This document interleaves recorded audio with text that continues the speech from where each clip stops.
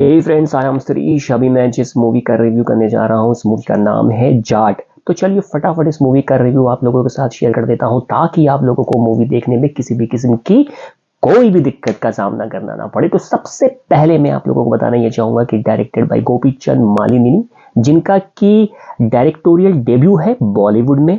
और इस मूवी में जो मेन लीड एक्टर है वो है सनी देओल। तो चलिए फटाफट मूवी की जो कहानी है वो मैं आप लोगों के साथ थोड़ा सा ही शेयर करूंगा ताकि आप लोगों को फिर से मूवी देखने में किसी भी किस्म की कोई भी दिक्कत का सामना करना ना पड़े। कहानी में दिखाया यह जाता है कि एक गांव है आंध्र प्रदेश में, जिस गांव का नाम है मोटूपल्ली। वहां पे एक शैतान का राज है जो कि है इस मूवी में रणतुंगा बने रणदीप हुड्डा।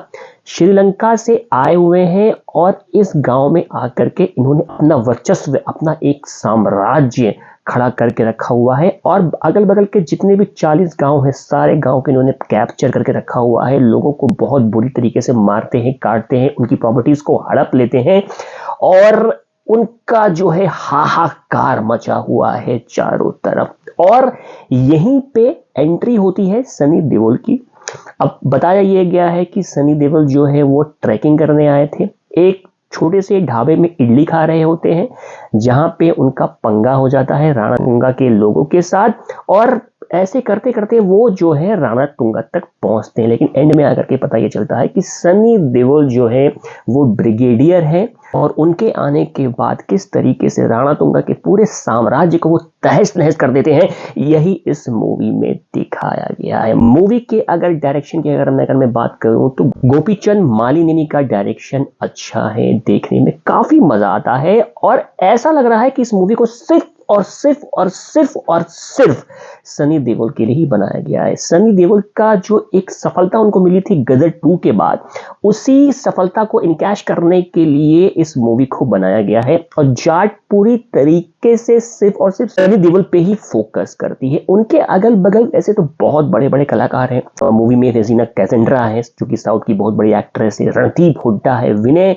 कुमार है, जगरपति बाबू है, रमया कृष्णन है। इन सब के होने के बावजूद भी लग रहा था कि बहुत अच्छे अच्छे बहुत ही पावरफुल परफॉर्मेंस हमें सारे लोगों को देखने को मिलेंगे। और नो डाउट हमें सबका परफॉर्मेंस अच्छा देखने को मिलता है, काफी पावरफुल परफॉर्मेंस देखने मिलता है। लेकिन जब ये लोग सनी देओल के सामने खड़े होते हैं तो सारे लोगों का जो परफॉर्मेंस है वो ओवरशैडो हो जाता है, क्योंकि यहाँ पे सनी देओल को एक अवतार के रूप में दिखा दिया गया है।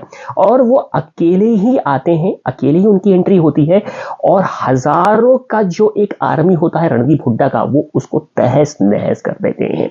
और एंड में जाकर के जो पनिशमेंट वो रणदीप हुड्डा को देते हैं वही यहाँ पे डायरेक्टर ने दिखाने की कोशिश की है कि किस तरीके से, किस लेवल से, क्या क्या करके सनी देओल यहाँ पे अपने उस मकसद को पूरा करते हैं। यही इस मूवी की कहानी में हमें दिखता है। अच्छा, परफॉर्मेंस की अगर मैं बात कर लूं तो बहुत अच्छी बात होगी, क्योंकि परफॉर्मेंस के बिना तो मूवी का रिव्यू जो है वो इनकम्प्लीट ही होता है। तो परफॉर्मेंस में सनी देओल नो डाउट बहुत अच्छा काम किया है। जैसा कि मूवी का नाम है जाट, तो उनके अंदर वो जो एक पंजाबी वाला जो खून जो हर एक मूवी में उमड़ के निकलता है कि इस 2.5 किलो के पावर तो अब पूरा नॉर्थ देख चुका है, अब इस 2.5 किलो की ताकत साउथ देखेगा। ऑब्वियस ही बात है, पूरा हिला के रख दिया है। स्टार्टिंग से लेकर के एंड तक में जो वो 2.5 किलो का जो पंच मारते हैं लोगों को, वो देख करके तो मजा ही आ जाता है। अकेले ही जो है वो हजारों की भीड़ को खत्म करने की उनके अंदर जो शक्ति है वो पता नहीं कहां से कैसे आ जाती है। अभी भी इस उम्र में उस चीज को मेंटेन किया हुआ है, वो देख करके तो लिटरली मजा आ गया है। हाँ, उनका फेस ऑफ होता है यहाँ पे रणतुंगा बने रणदीप हुड्डा के साथ, और बहुत ही जबरदस्त एक्टिंग यहाँ पे किया है रणदीप हुड्डा ने। रणदीप हुड्डा जब जब नेगेटिव रोल में आते हैं तो बहुत ही खतरनाक एक्टिंग करते हैं। सच में उनके अंदर वो एक राक्षस दिखता है, वो एक शैतान दिखता है, जिस तरीके से लोगों के गले काट देते हैं। और इस मूवी में एक चीज और दिखाया, गला काटता हुआ कुछ ज्यादा ही दिखा दिया गया, जो कि मेरे हिसाब से नहीं दिखाना चाहिए। गला तो इस तरीके से काटा जा रहा था कि लग रहा था कि गाजर मूली कट रहा है। और जिस तरीके से यहाँ पे रणतुंगा ने खतरनाक शैतान राक्षस टेररिस्ट की भूमिका निभाई है, वो देख करके तो सच में थोड़ा सा जो है डर तो उनको देख करके लगता है। और जब भी किसी विलेन को लेकर के डर लगे, थोड़ा बहुत मन में आए, तो मान लेना चाहिए कि एज ए नेगेटिव रोल उस बंदे ने बहुत अच्छा यहाँ पे काम करके दिखाया है। तो यहाँ पे रणदीप हुड्डा का परफॉर्मेंस बहुत अच्छा लगता है, लेकिन जैसे कि मैं ऑलरेडी बता चुका हूं कि जब वो सनी देओल के सामने आते हैं तो जितने भी बड़े तुर्राम खान हो, सनी पारी के सामने अगर कोई आ गया तो वो टिक नहीं सकता है। और यहाँ पर भी रणदीप हुड्डा सनी देओल के सामने आते हैं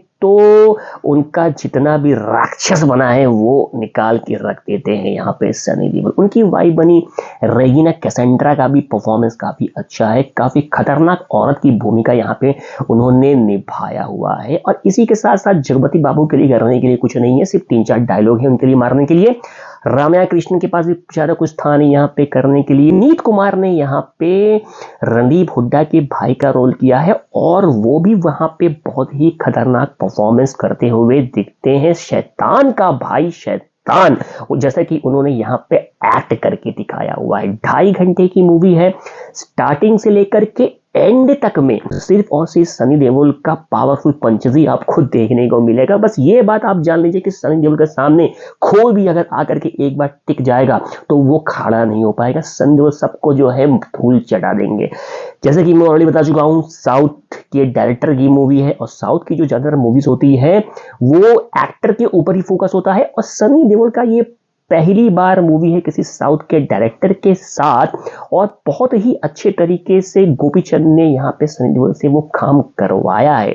लगा है कि सनी देओल पाजी जब स्क्रीन पे आते हैं तो गर्दा फाड़ देते हैं, लेकिन वही प्लॉट की अगर मैं बात करूं तो काफी हल्की प्लॉट है। एक चीज जो आजकल के मूवीज में थोड़ा सा जो मुझे लगता है कि मिसिंग है, थोड़ा सा क्या बहुत ज्यादा मिसिंग है। आजकल की जो मूवीज जो बन रही है इधर बीच, अगर मैं 4-5 साल के मूवीज की अगर मैं बात करूं तो कुछ इमोशनल जो सीन आता है उसको देख करके सच में इमोशंस तो आना चाहिए, लेकिन वो चीज यहाँ पे क्रिएट होकर नहीं आ पाता है। यहाँ पे गांव वालों के ऊपर जब अत्याचार होता है, जब वो अत्याचार होता है तो और ऐसी बहुत सारी मूवीज में देख चुका हूं कि आपको कहीं ना कहीं फील होता है कि अब कोई मसीहा आएगा जो कि आकर के हमारी रक्षा करेगा। तो वो एक टाइप का जो गूज बम्प हमें देखने को मिलता है वो हमें इस मूवी में, जाट मूवी में देखने को नहीं मिलता है।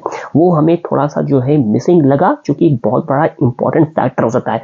बाकी अदरवाइज अगर देखा जाए सनी देओल के जो डाई हार्ड फैन है, जिनको सिर्फ सनी देओल का डिशुम डिशुम वाला परफॉर्मेंस ही अच्छा लगता है, तो उनके लिए जाट मूवी बहुत अच्छी मूवी और बहुत बड़ी मूवी साबित होने वाली है। 100 करोड़ के बजट में बनने वाली इस मूवी का कलेक्शन मेरे हिसाब से 100 करोड़ के ऊपर तो जाना ही चाहिए। मेरे हिसाब से इस मूवी को मैं अबव एवरेज मूवी ही मानूंगा। बहुत अच्छा प्लॉट तो नहीं है, लेकिन परफॉर्मेंस सारे लोगों का अच्छा है। कहीं से भी किसी ने भी ओवर एक्टिंग करने की यहाँ पे कोशिश नहीं की है। स्क्रीन प्ले मूवी का ठीक ठाक है। जो भी कमी थी जो कि मुझे समझ में आया वो था सिर्फ और सिर्फ प्लॉट में। थोड़ा सा स्ट्रॉन्ग प्लॉट अगर होता, थोड़ा सा इमोशनल कंटेंट अगर चीजें अगर डाल दी जाती तो मेरे हिसाब से ये मूवी बहुत अच्छी बन सकती थी। But even though Sunny Deol के गदर 2 के परफॉर्मेंस को बनाने के लिए ही जाट मूवी बनाया गया है, तो शायद यहाँ पे इनको उसका तो पक्का यहाँ पे फायदा मिलने वाला है। रेटिंग की अगर मैं बात करूं तो जाट मूवी को दूंगा मैं 6 आउट ऑफ 10। तो अगर सनी देओल के बहुत बड़े डाई हार्ड फैन है तो जाकर के देख सकते हैं जाट मूवी, क्योंकि ये 2.5 किलो का हाथ जब किसी पे पड़ता है ना तो आदमी उठता नहीं और ज्यादा है। तो चाहिए देखिए, एंजॉय करिए जाट मूवी और बने रहिए मेरे साथ, ताकि इसी तरह से अच्छे अच्छे रिव्यूज और वीडियोस आपके लिए बनाता रहूं और आपका प्यार पाता रहूं। मिलते हैं अगले रिव्यू वीडियो के साथ। Till then bye bye and take care.